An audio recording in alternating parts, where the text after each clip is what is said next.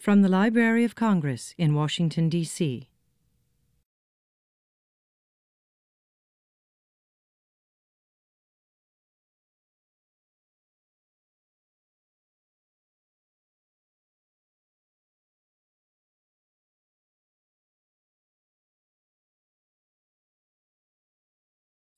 Well, good morning, and thank you for joining us today. I'm John Cole. I'm the director of the Center for the Book in the Library of Congress, which is the library's book and reading promotion arm.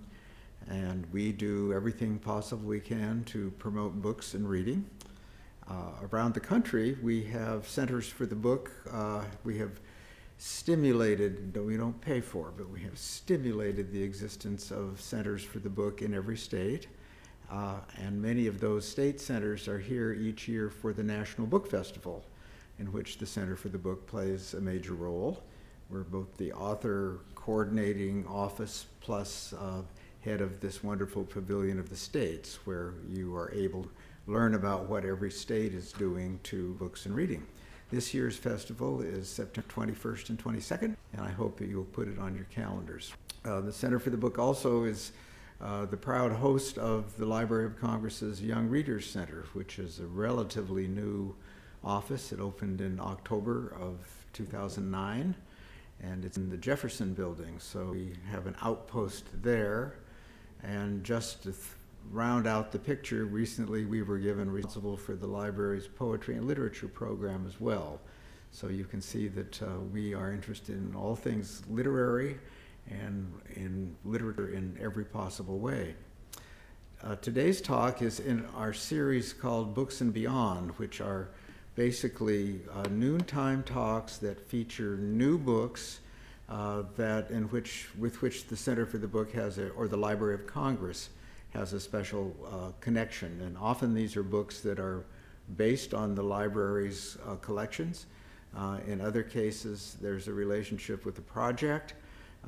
But whatever the outcome, we are proud to be able to show the finished product of library research, sometimes at the Library of Congress, sometimes in other institutions. So we are kind of rounding out the picture. Often our activities were described as reaching from those who create books, from authors, through to the reader. And of course, it's the book that is of the greatest interest to most readers. Today's talk will conclude with first of all, we're filming it as we do all talks for the Library of Congress's website, so I'd like you to turn off all things electronic. We will have a book signing at the end where you can meet Joshua Kendall and talk to him a little bit about this very unusual book that he has developed, and will explain not only the idea behind the book, but what how he feels about the characters that he's chosen to characterize as America's obsessives. I feel kind of a personal attachment to this obsessive idea with my sort of obsessiveness about books and reading and libraries and a couple of the early librarians of Congress. So I was very happy to see that Joshua included a couple of Library of Congress figures in the book, and I'll let him, figures related to the history of the Library of Congress, and I'll let him talk more about them. We will have he'll speak for about 40 minutes, and then we'll have a question and answer period. And I hope that you will have questions, but I must say that if you do, you run the risk of being part of the website presentation that will later be presented on the Library of Congress's website. And so I thank you in advance. I'm just going to read the blurb a little about Joshua. We have had him here before as a speaker. He was here to talk about his book on, it was a biography of Noah Webster. And his other book that I noted, and I really remembered when I saw he had this new interesting book out, was The Man Who Made Lists. And he is talking about the creation of Roget's Thesaurus. So he has this bent towards especially interesting topics. Joshua also is an award-winning journalist, and his work has appeared in the Wall Street Journal, the Los Angeles Times, and Psychology Today, which may be one of the reasons that the real background pieces for the book that I'm pleased to introduce him for. Joshua also is an associate fellow of Yale's Trumbull College, lives in Boston, Massachusetts, and please join me in welcoming Joshua Kendall.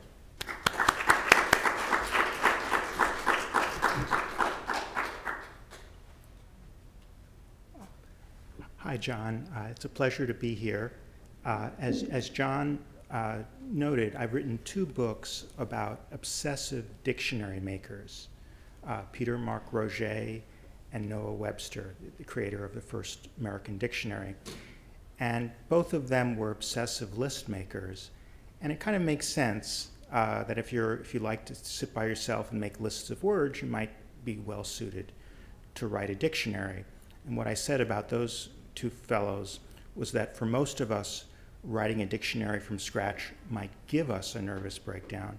But for those 2 people, this project, having a way to channel their obsessionality, may have prevented them from having a nervous breakdown, that they had a focus, that they had some emotional problems, but they could focus on lists and order, and in this wonderful way. All right, those were 2 intellectuals. And then for the Webster book, I started reading more about Jefferson, because Webster and Jefferson were enemies. I don't have time to go into the politics of the Federalist period, but they were on opposing sides. And I started reading about Jefferson, and I said, oh my gosh, Jefferson is a list maker. Jefferson kept track of every cent he ever spent. While he was president, on our dime, while we were paying his salary, he kept a mega chart of all the vegetable markets in Washington, D.C. So he knew when you could get tomatoes, whether it was February or March, and he loved minutia. And then I began to realize that, oh my gosh, this isn't just about dictionary makers. This is about America. So I ended up choosing movers and shakers in different fields. It starts with Jefferson, and then I go to Henry Heinz of ketchup fame. Ketchup is our national sauce. So I started thinking about American achievements, the iPhone, the Declaration of Independence. So the book starts with a prologue about Steve Jobs, who was an obsessive. Steve Jobs, one of the things that obsessives care a lot about is cleanliness. In the 1980s, when he was rolling out the first Macs in California, he would take white gloves and check for dust on the floor of the factory. He wanted the factory to be clean enough to eat off. And if it wasn't clean, he'd start yelling at the manager until it was just right. So it starts with the iPhone, the Declaration, ketchup, Dewey Decimal System. Dewey Decimal System is not just a way about organizing books. I argue that Melvil Dewey was really an IT guy. Melvil Dewey was the 19th century's Sergey Brin. I have a piece coming out in Wired about Sergey Brin and Dewey. But before, as John well knows, before Dewey, before the Dewey Decimal System comes out in 1876, librarians were essentially jailers. I mean, as they just held books, but books were all over the place. There was no systematic research. If you went to a library, it was just very hard to know what's out there and where you can find it.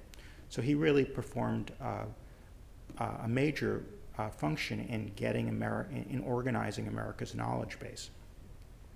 Another achievement is the 400 batting average, and I have a chapter on Ted Williams. And another achievement that I also did research here at the Library of Congress is Charles Lindbergh. He was a list maker.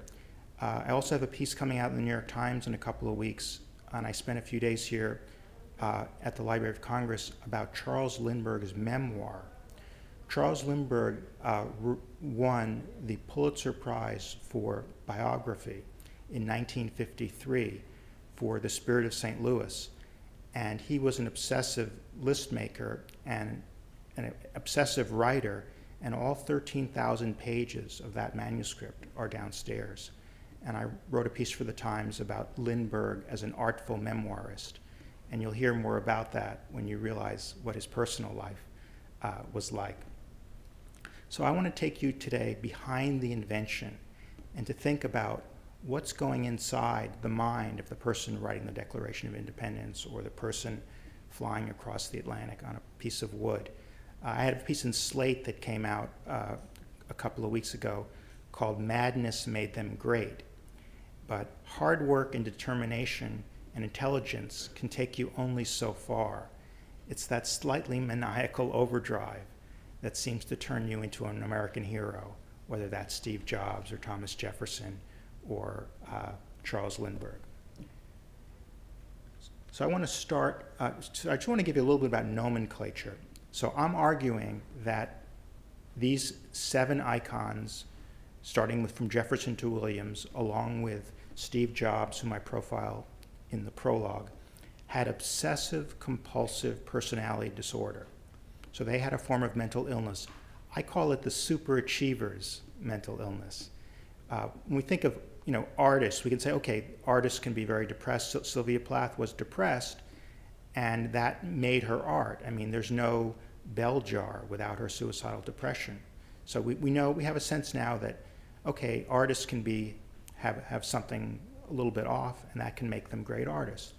But I want to say that movers and shakers, CEOs, politicians, sports stars can also have something a little bit off, and that can make them great. Now, they can't be suicidally depressed. You can't start a company if you're depressed, but you can if you have obsessive compulsive personality disorder. It's not the same thing as OCD. People say, I've got some OCD, that's why I'm sweeping the floor 25 times. OCD is impairing. For people who have OCD, they might be afraid to leave the house because they're afraid the burner is on and they check it 100 times and they're still afraid. So those people are impaired, and those people tend to seek psychiatric treatment. They function less than well. My people, the obsessives, function better than well. They're the type of people who drive other family members into psychiatric treatment. They're very demanding. Lindbergh was never around, and as I write in the New York Times, and he had these German mistresses whom you'll hear about, he also kept lists on all his children, on their infractions. So Reeve Lindbergh, who's a writer, his youngest daughter, she would chew gum and he would keep track of it, just kind of like Jefferson and the vegetable markets. They love to keep track of minutiae. But here's minutiae about a person, and she thought her father was ridiculous, and ridiculous is the adjective from her memoir. And it's also not Asperger's syndrome. Asperger's syndrome is a type of autism. It's actually been taken out of the DSM, Psychiatry's Bible, and it gets very complicated, but the difference is Asperger's are also very high functioning, very intelligent. They have some of the same symptoms, and I'm writing a piece for Fortune now about how a lot of IT companies are specifically hiring autistics. It's a requirement. They want them because they have the autistic advantage.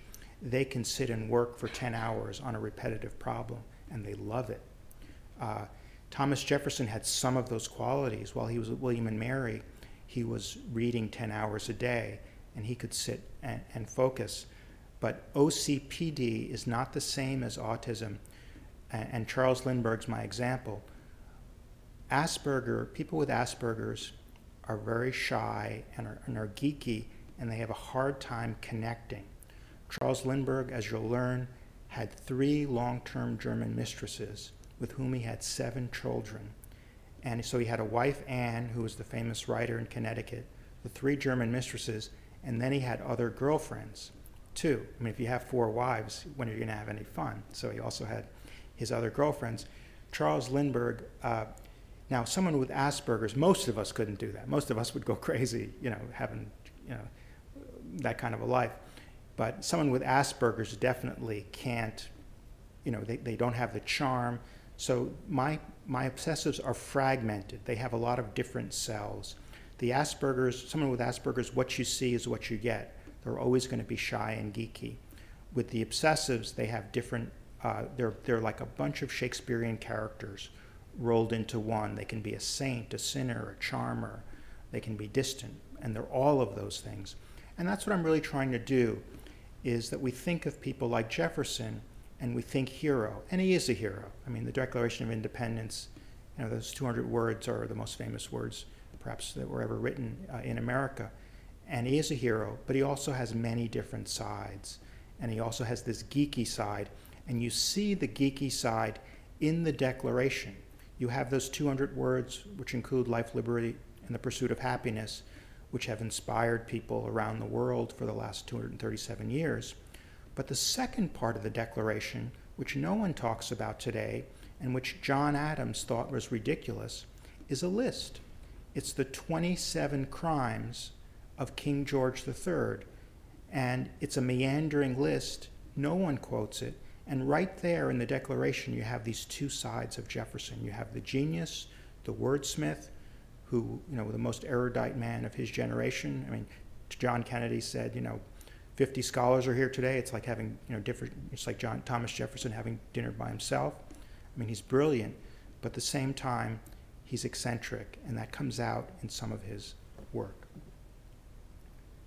All right, and just so the key symptoms are, these are control freaks. I have a piece in Salon, which is an excerpt from my Jefferson chapter, and it says Thomas Jefferson was a control freak. So they're preoccupied with mental and interpersonal control. They love details, rules, order, lists, perfectionist. But this is considered a mental illness in psychiatry's Bible. But this is also what turned Apple into the behemoth. This is the business plan for Apple. This is how Steve Jobs ran Apple. And we think of mental illness, we only think of the downside. But if you're this type of person, you're going to get things done. And in the business world, if you're a little detached and a little overbearing, it can be an asset. And all right, now I'll start with Ted Williams. We don't know when he died because his brain was frozen, so a little bit of him may be somewhere in Arizona to this day. I'm going to go backwards in history, and I'll come to Jefferson at the end. But Ted Williams is a clear case of how this starts. The obsessions usually start in childhood. Most people, even diehard Red Sox fans, think that Manny Ramirez was the first great Hispanic player to patrol the Green Monster in Fenway Park. It was actually Williams. His mother was Mexican, and her name was Michaela Venzor. She grew up speaking Spanish.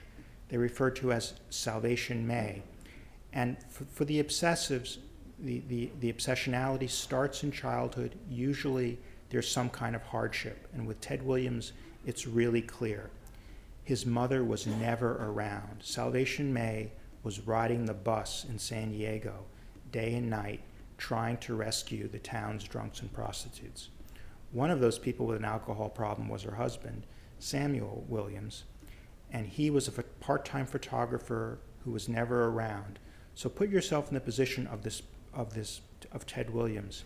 He's athletic and he's big. He had a younger brother, Danny, who wasn't athletic. Danny became a juvenile delinquent.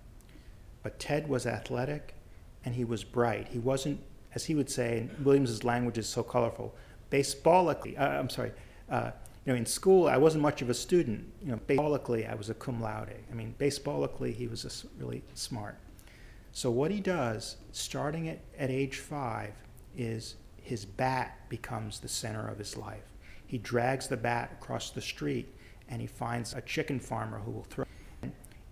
He stays at school until 9 o'clock at night. In San Diego, it's warm, the lights are on, and he stays at school swinging his bat until 9 o'clock at night. His parents aren't home. Someone finally comes home at 10 o'clock to let him in. So he's bonding with the bat. So you saw the image of him kissing the bat. The bat was like his love object.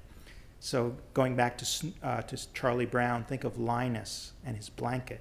That's Ted Williams and the bat. The bat were holy relics. They had their own locker. He treated them like babies. They had their own locker in Fenway Park, and he was obsessed with everything to do with the bat. He would go to Louisville, Louisville Slugger, where the bats were manufactured, and he would tour the factory every year. He would slip the lathe operator a 20 to make sure that he got the perfect grains in his bats. He would weigh his bats. He would cuddle his bats. In the 1946 World Series, which didn't go well. As Boston fans know, Boston lost in 7 games. At the end of 6 games, he was interviewed by the Boston Globe, and he was a nervous wreck because he wasn't doing very well.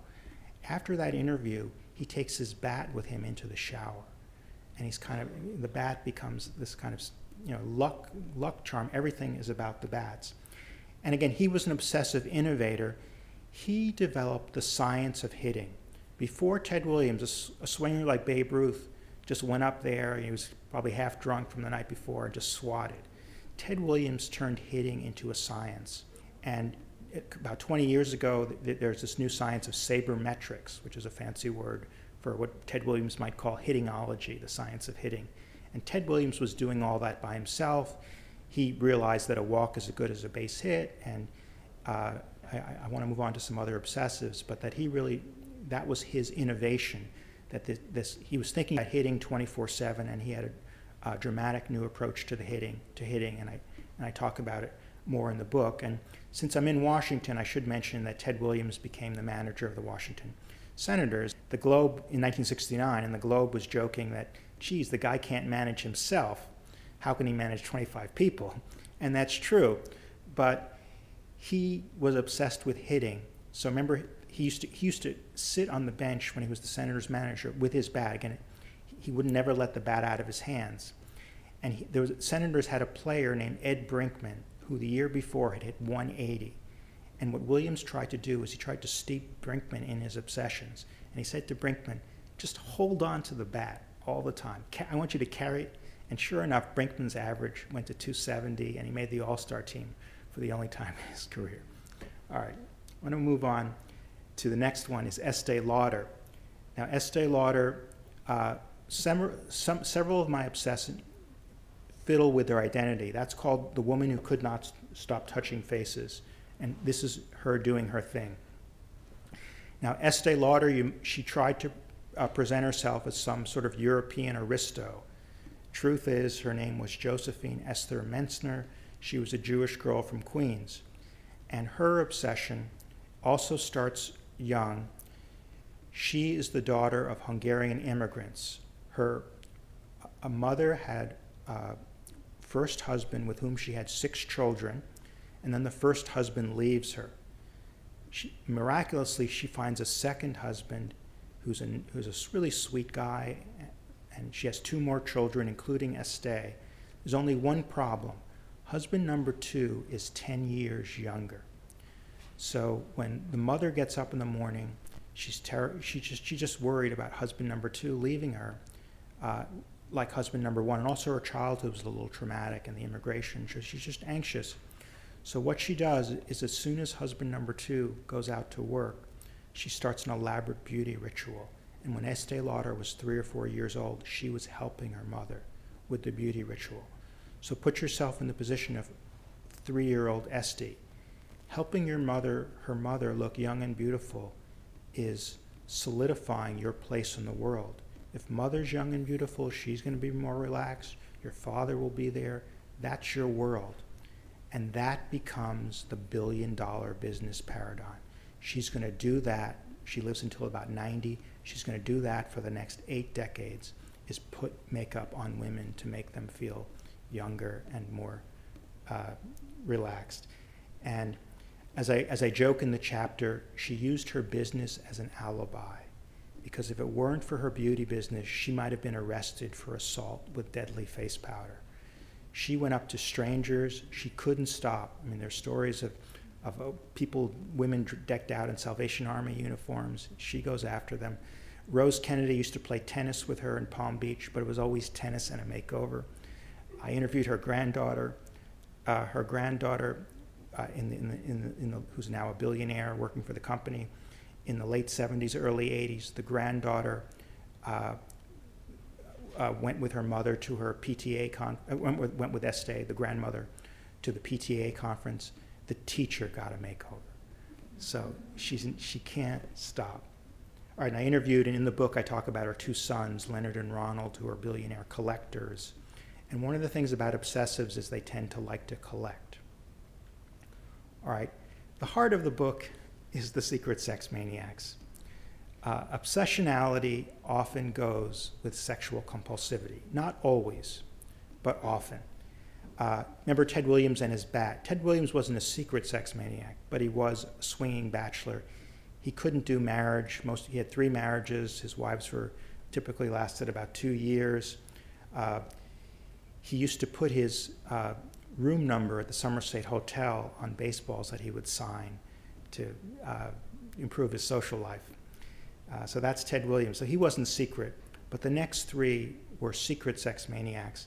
And the most interesting one is Charles Lindbergh. So here's Charles Lindbergh and his wife Anne. Charles Lindbergh was obsessed with flying, and he loved machines. When he was a teenager, he didn't date. Most guys are really geeky. He didn't date, but he had his eyes on the gadgets in the local hardware. And I argue in a piece that I wrote for the Daily Beast that the love of his life was plane, the spirit of St. Louis. The chapter is called At Home in Flight, and someone told me yesterday that when the plane's at the Smithsonian, that he used to come to the Smithsonian and sit in the cockpit, 30 or 40 years after the flight. And that's really where he felt most at home. And he and Anne go out on 2 dates, and the most important criterion for him, he's the most famous person in the world and he could have any woman he wants, but the most important criterion for him in selecting a wife is that she likes to fly. So the first date is an air date, then they have 1 ground date, and then they get married not long after. Now, to go across the Atlantic is a list-making accomplishment, and lists are good. It's just that you can get carried away, like Jefferson. But I like, and some obsessionality is good. If you're a surgeon, you want to be careful. It's just that, think of Estee Lauder or Ted Williams. These are people who have trouble stopping. And some of that flows nicely into their career, and some of it creates problems for their nearest and dearest. But Lindbergh organized a flight to Paris. So in this 1953 memoir, which I'm going to talk about in the Times in a couple of weeks, he talks about how he went about doing the flight, and it was a bunch of lists. Lindbergh also, one of his legacies is the safety checklist. That every time a pilot gets strapped in, they follow a safety checklist, and that's the upside of his list making. Just like the flight itself is the upside. The downside is the list on the kids. Let's say Reeve Lindbergh, she got angry with her father. He also made poor Anne had to keep a list of every cent she ever spent. He forced Anne to become a Jefferson. He forced Anne, every time she spent 20 cents on rubber bands, she'd have to make a note of it. He also demanded that, as part of the deal, that the German mistresses keep detailed household accounts. And one thing about Lindbergh that's forgotten today is that his father was a congressman from Minnesota, and he spent a lot of time here in Washington. And again, his childhood adversity is that his parents could not stand each other. His father was a womanizer, and those days politicians couldn't get divorced, so Lindbergh would live with his mother in a rooming house. His father would live separately, and there was just a lot of tension, and he didn't really connect with either parent, so he was lonely. And remember Williams and the bat, Lindbergh and the plane. He liked to sit in the plane. After he arrives in Paris, it's like 11 o'clock at night in 1927, in May. Remember, the crowd tosses him around. He won't go back to the ambassador's house until he gets to sort of tuck his plane in, because he says, "Where's my plane? Where's my plane?" And for the next couple hours, he has separation anxiety because he's away from his plane, and he has to spend a little quality time with his plane before he feels comfortable enough to go to sleep. And again, that's like Williams or... All right, and now just a bit about the 3 secret German families. And, as a writer, how can you resist? He called himself Clark Kent. So this is a guy who likes to fly. And his pseudonym in Germany was Clark Kent. And this has all been corroborated. There was DNA testing. But in 1957, he goes to this apartment in Munich where I went, this apartment block, and he meets a woman named Brigitte Hessheimer, and she becomes his first German mistress. And what he'd end up doing is he would park his he had his blue Volkswagen, which how could I not call his love bug? And he'd have his love bug parked in the Frankfurt airport, and he'd spend a week with each of his 3 German families. When I was in Germany, and this is the kitchen, he used to make pancakes for his German son. And here are the 3 German children. And I met with Dirk, who's on the left there. So they're in their 40s and 50s, and they know the American children. And I'm also interviewed and met Lindbergh's granddaughter, the eldest granddaughter, who said, geez, given what we now know about my grandfather, we may even have more relatives, because he had other girlfriends. He had short-term affairs with women in Africa and the Philippines, and also he had a stewardess. So this is, it's like Tiger Woods, I guess. And again, what I really want people to think about is the obsessionalities, and you have people who are acting a little bit crazy like Tiger Woods, but he's also, a great superachiever, and that these things often go together. All right, Alfred Kinsey, another secret sex maniac. He presented himself as kind of he wrote the 2 reports on sexuality, the male report, 47, the female report, 53. And where Kinsey's really in the news today, because all the stuff coming out about gay marriage and gay rights really goes back to Kinsey. That was his lifelong project.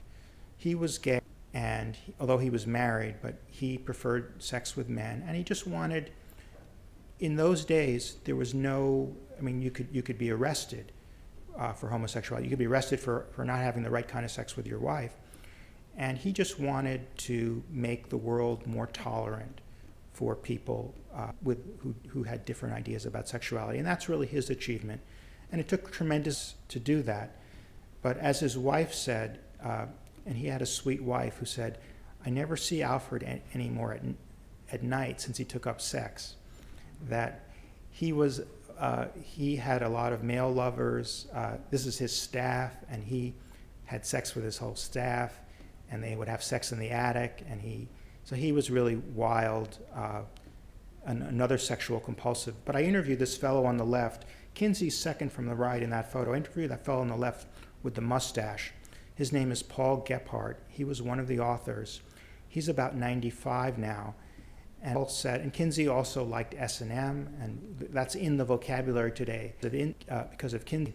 But Paul said, well, if you're a sex researcher, perversions come in handy. They're the name of the game. So again, he's a little bit off, but his project of giving respect to people who were just discriminated against and vilified, is part of the American fabric, and is something I think we can feel comfortable that we're in a more tolerant society where people, can do what they want. It's their business behind closed doors, and that's exactly what he was fighting for. All right, I want to spend some time on Melvil Dewey since I'm in a library. Melvil Dewey, he was my favorite obsessive because he's just so cute. Melvil Dewey, he was a sex maniac too, and if truth be told, he couldn't keep his hands off the librarians. And I'll tell you a little bit more about that. Here he is, and some people have argued, so he starts Columbia's University's library school in the 1880s. That was the world's first library school, and some people argue that it was a Trojan horse designed to bring babes onto campus, because then Columbia was an all-male institution. So he had a lot of attractive, and it was mostly women, so he had a lot of attractive young women around him. And everything about Melville was about 10. I even liked to sleep decimally. He liked to get 10 hours a night if he could. And so I find him very cute, and I'll come back to more of the 10s in a minute. About his childhood, he had a mother who was over 40, and she had several other children. She was very stressed out. She spent very little time with him. And by age 5, remember Lauder or Williams, he was already alphabetizing the spices in his mother's pantry to improve the efficiency of the household. So he was hooked on neatness and order. And again, if America's printed matter is in a state of chaos, this is a good guy to be on the case. And he ended up fine, and he just like Williams or Kinsey or Lindbergh, he did, achieve something, but he also had these curious parts. In 1876, he writes the Dewey Decimal System. He's about 25. And at Columbia, he used to require photos of the applicants, which in photos were pretty new kids on the block in the 1870s. And his reason was you can't polish a pumpkin. So he has the world's first library school. And then he goes to the Albany State Library after Columbia, and he's always kind of getting into fights. And he goes to Albany State, and these libraries, he does a beautiful job at Albany State. And Albany State was one of the major libraries. There was a terrible fire in the early 1900s, but it was right behind the Library of Congress. It was a really big deal back then. In 1905, he's about 50, but he's forced out of the American Library Association. He was a pivotal player. He was member number 1. He starts it in 1876, and he's forced out of he's still sort of a titular member, but they no longer wanted to show up at conferences. In 1905, as Wayne Wiegand, someone John knows who wrote the definitive biography, first reported, in 1905, Dewey was forced out because 4 women accused him of sexual harassment, and these were very prominent women in the ALA. And this was back in the day when sexual harassment really wasn't talked about. So you can imagine, I mean, with other librarians, there are all these stories of being squeezed and hugged. So there must have been a lot more than just these 4. And in his late 70s, so after he's forced out, he goes to Lake Placid, and that's where the Winter Olympics were held, the Miracle on Ice. And everything about Lake Placid tends rule. So this is why I find him so cute. Lake Placid is a cooperative summer resort. I call it the resort for the very, very nervous. He wanted teachers and lawyers to have a place in the Adirondacks where they could relax. He came up with the term Lake Placid, and tens ruled. So lights out at 10 o'clock. The train that left to New York City from Lake Placid left at 10 o'clock. Annual dues were $10. Lifetime membership was $1,000. So everything was about 10. And then, again, he had this sex scandal in 1905. When he's the head of Lake Placid, in his late 70s, he was sued for sexual harassment, and he had to fork over a few $1,000s, which was a lot of money in those days. So, again, and that's why I argue he was a compulsive, along with Lindbergh and Kinsey. All right, I want to go to Jefferson because I'm here in the building that he wrought. This is Henry Heinz, the ketchup guy. Just a quick note about Heinz. So he's in Pittsburgh, and you can read more about it in the book, but I just want to make sure I have time for Jefferson. Remember Jobs and his cleanliness? Well, the Heinz factory in Pittsburgh, Heinz prided himself as a pure food establishment, and his factory was a must-see tourist destination for half a century because of its cleanliness. And the cleanliness also plays into the success of ketchup, and that he was arguing that ketchup was pure food. It's a complicated story, but it's in the book. Just a little bit, just one thing about Heinz is that one of his signature achievements is this advertising slogan, 57 varieties. Remember Jefferson and his love of factoids? Heinz loves factoids too. He kept a tape measure with him at all times, and when he had a few minutes, he would just go onto an unsuspecting doorway and check the measurements and jot them down. And he loved factoids, and behind 57 varieties, he was in New York at some point, and he saw a sign for 21 styles of shoes. And at that time, he actually had about 65 products. But he said 57, 57, and he just liked the sound of it. And it's kind of like Ted Williams and Ed Brinkman. It worked. Somehow he plastered that sign all over America, and it's been in Egypt and in the Rhine Valley, but it works. And he just had a knack for the consumer, and I talk more in the chapter about the specifics. I just want to spend a little more time on Jefferson before I conclude. So Jefferson, the book starts in 1776 on July 1st, where Jefferson, as I argue, must have had a lot on his mind. He's just written the Declaration, and he's really nervous about what everyone in Congress is going to say. And he does a very curious thing. On July 1st, 1776, he buys a thermometer, and then he starts a massive list. And he starts keeping track of the weather. And he's going to do this for the next 40 years. Now, when most people, when they have a lot on their mind, try to relax. When Estee Lauder, it was said she relaxed by doing something else hard. Jefferson is like that, and he's going to start this massive list. And it's funny, I'm at the Library of Congress, but all the a good chunk of the Jefferson papers are back home in Massachusetts at the Massachusetts Historical Society. Jefferson's granddaughter moved up there, so I got to look at this diary that Jefferson started in 1776, this weather diary. And Jefferson, his whole life was about keeping busy, and he didn't like time to reflect. He was absolutely brilliant, but he wasn't self-reflective, and that's something that obsessives tend not to have. He writes an autobiography when he's about 70, and he sort of stops it halfway in the middle and says, I'm tired of talking about myself. The notion of interiority, thinking about what's going on inside, and his busyness is a way of avoiding that. He would like to sing to himself. He always had to have something going on. And here's what he says to Martha: a mind always employed is always happy. So he's writing Life, Liberty, Pursuit of Happiness, and this is his idea of happiness. And okay, I've told you about the catalog of crimes, and he raises Martha. Remember Ted Williams as a manager? Well, he's trying to steep Martha in his obsessions. He gives Martha a schedule, and he tries to raise his daughter the way Ted Williams tries to coach his players to do as he does. And Martha does become very educated. And in those days, Jefferson is kind of a progressive because a lot of women didn't get the exposure that she got. But he was kind of demanding in the way that Lindbergh was demanding in terms of steeping her in his obsessionality. Another thing about Jefferson is that, although I'm the first one to argue for the obsessionality, some Duke University psychiatrists have diagnosed him with a mental illness of social phobia.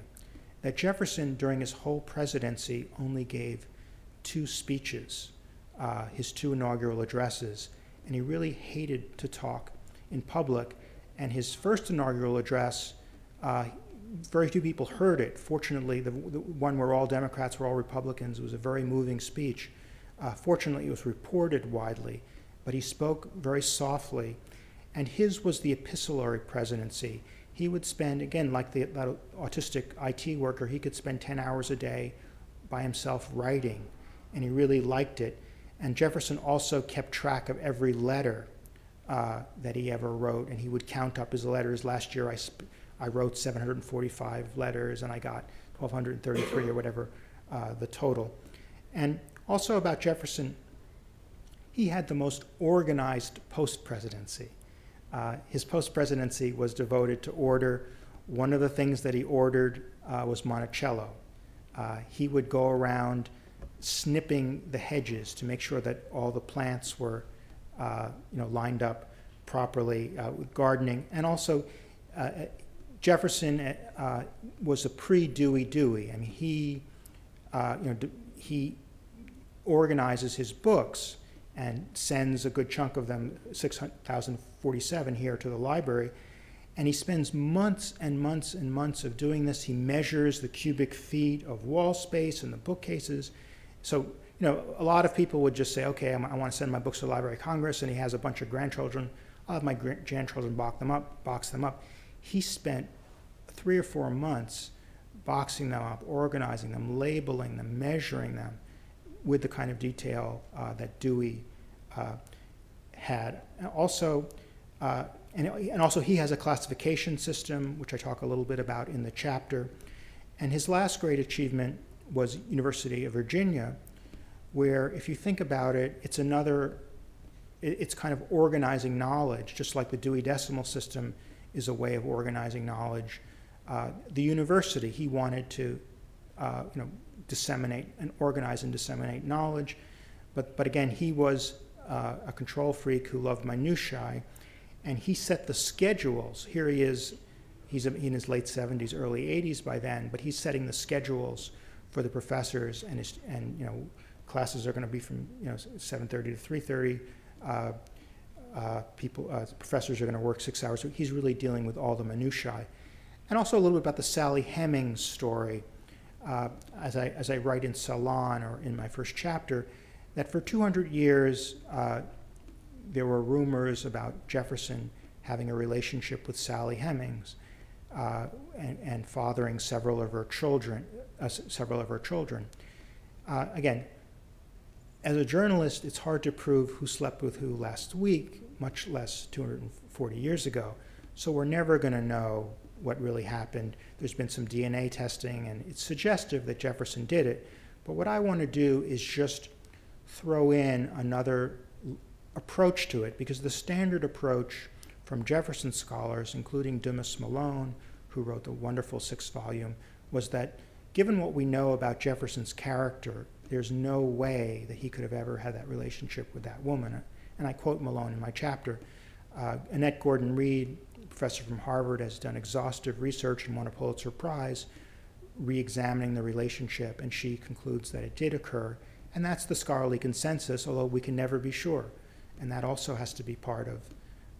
But what I'm arguing is that Jefferson was a control freak, that he liked, Steve Jobs was a control freak, Lindbergh was a control freak. He had problems connecting. And if you're a control freak, the idea of having a long-term relationship with someone 30 years younger whom you happen to own is thinkable. It's certainly consistent with what we know about Jefferson's character. Doesn't mean to say he wasn't brilliant, doesn't mean to say he wasn't. Jefferson was an amazing president. It's remarkable because he's a president without great social skills, but he was reelected by 73% of the population, the biggest landslide ever. So I want to give Jefferson his full due, but my goal here, and this is my last section, this is kind of old view of biography, that I really want to get at the complexity of these figures, because we tend to see someone up on Mount Rushmore and we say, and Jefferson especially, the brilliance, I mean, it's just mind-boggling. It's like, everything about him must be perfect. And what I want to try to do is capture all the sides, that as a writer, those first 200 words in the preamble, unbelievable. But there's also this eccentric side, the second part of the Declaration, or some of these silly lists, and just to capture all these sides. And someone who did that is Lytton Strachey, who was a member of the Bloomsbury Group, and he wrote a book in 1918 called Eminent Victorians. And I guess in 1918, the world was kind of coming to an end. I mean, Britain was involved in the First World War, and they'd lost about one-fourth of the young men were dying. And he does these biographies, 4 short biographies. The best known person today is Florence Nightingale, again, highlighting the achievement, but also highlighting that some of these people, Nightingale was a little disconnected, and he's using Freudian lingo. He's going to argue that she was, to use the vernacular, kind of a neurotic mess. Doesn't mean to say that she didn't advance the cause of nursing. So I want to talk about the great inventions, the Declaration or the iPhone, and to separate them from the people, that the people are complicated, or they're going to have some great sides, some so-so sides, and maybe some dark sides.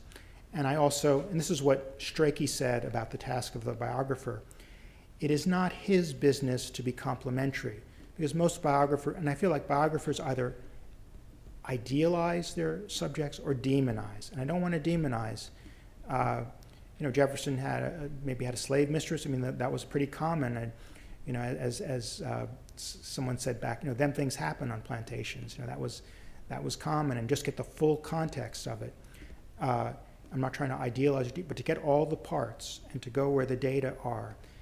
It's his business to lay bare the facts of the case, and I just try to research as carefully as possible. And what I love about Obsessives is it's kind of clear what's inside their head. As a biographer, the task is to go inside the head of the subject. And for Melvil Dewey, you know that 10 is on his mind. He also loved the metric system, which I didn't mention.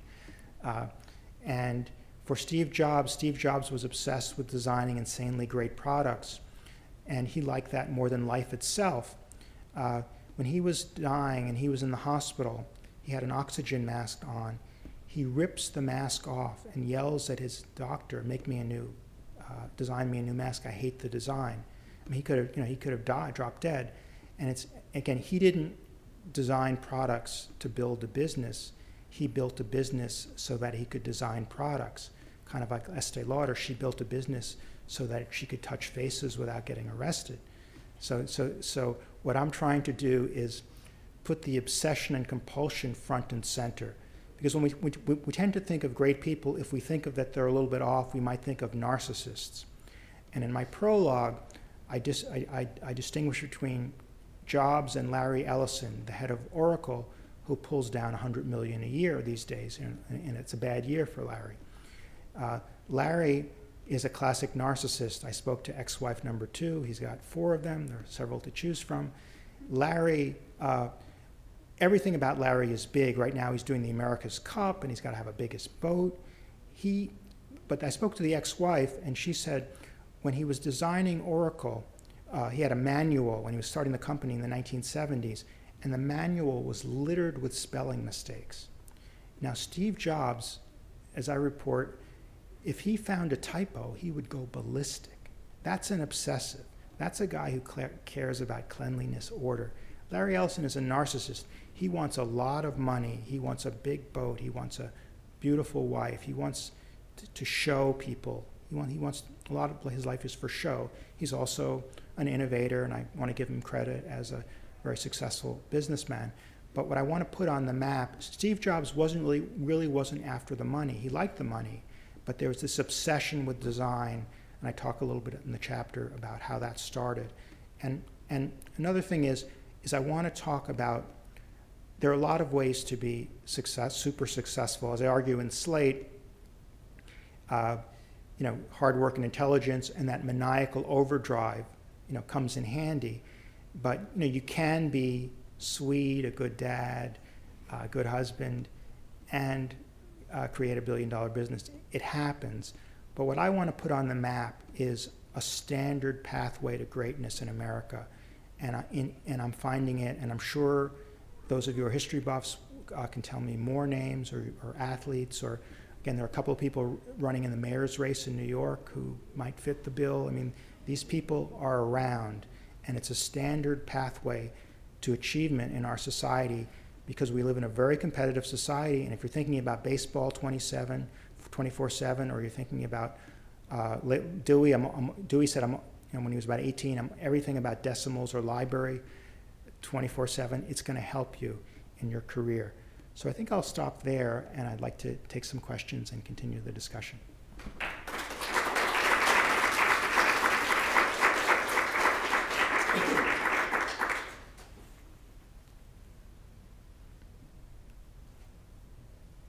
Yes. Another popular notion regarding business leaders lately has been this whole psychopath test. Yes. They're talking about, the pinnacles of business leadership often have psychopathic tendencies. Yes.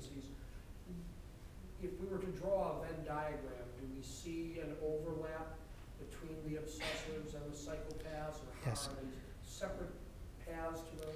Yeah, so that's part of what I'm saying, is that these mental illnesses can be an asset in your career, and that psychopaths can be kind of dangerous. And it's sort of like quasi-psychopaths, because they're not. It's like the Patriots player who appear to have killed somebody. They're not. It's not the mafia, but it's right underneath the surface that they're really destructive. So at their worst, some of my obsessives were capable of some psychopathic behavior, but they're not. Psychopaths is 1 degree more intense. And I think the business leader, it's not like the mafia. Another Boston, it's not like Whitey Bulger. They're not, strangling people in the back office, but they're under the table. They're not caring if a drug has bad side effects and people are dying, or there is some destructiveness. And my obsessives, I think a quasi-psychopath is more destructive than an obsessive, but there is, at their worst at times, if you're sexually harassing people, or Ted Williams was, with his children, he was very abusive and not really caring about the effect on someone else. He would say, you're the abortion we didn't have, just really horrible things, and that's starting to get into being really destructive. But fortunately, they're a little bit less.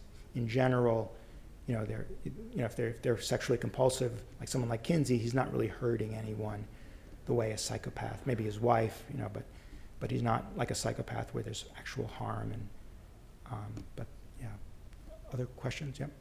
Do you cover any scientists, engineers, mathematicians, Nobel Prize winners? Do you want to repeat the question? Yes, I mean, it's a great question.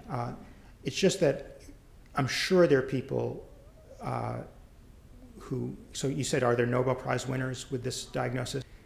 And I'm sure there are. I just don't want to jump to conclusions. People I know sort of half the story, but I really want to start a national conversation about this pathway to greatness. And that I'm sure there are a lot of figures out there. I just don't want to say I'm 100% convinced. Like, for instance, I wanted to choose people in different fields, so once I found Henry Heinz, I stopped researching John Rockefeller. But there are a bunch of people I can, but Dewey, I've spent time in the archives. With Rockefeller, I don't, but I would hypothesize someone like that. And with Nobel Prize winners, I just don't want to kind of throw out names, people I'm not sure about, but definitely.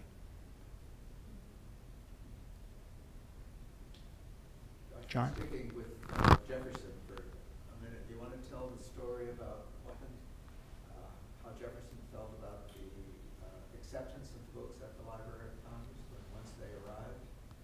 So let's see, because I remember he was furious that they messed up with his. George Waterston was the librarian, first full-time librarian who was accepting Jefferson's library to come up in perfect order as they were on the shelves. Yeah. But Waterston changed the arrangement. That drove him crazy. Alphabetized within the Jefferson chapters, and Jefferson went bananas. Yep. And was very angry about this, and enlisted his assistant to re-scrambled the Waterston catalog, which had been alphabetized, and put them all back in his order, and then got his assistant to come to the Capitol where the library was and try to make the Library of Congress rearrange them in Jefferson order, which never happened. But he did reissue the catalog, I think. That's right, he did. Yeah. Jefferson Yeah. reissued the catalog in his order, but Yeah. the Library of Congress stuck with the alphabetized version really for the rest of the century. And again, that's the difference between a narcissist, someone who's demanding and difficult, and obsessive. Like Jefferson, there was just the order, just the thought of not having it in his order would just destabilize him. I mean, just and that's that intensity. But that's also part of the brilliance and of Jefferson, and the fuel for the study and for his achievements. Are there any other questions? Well, let me thank Joshua for a wonderful, wonderful job.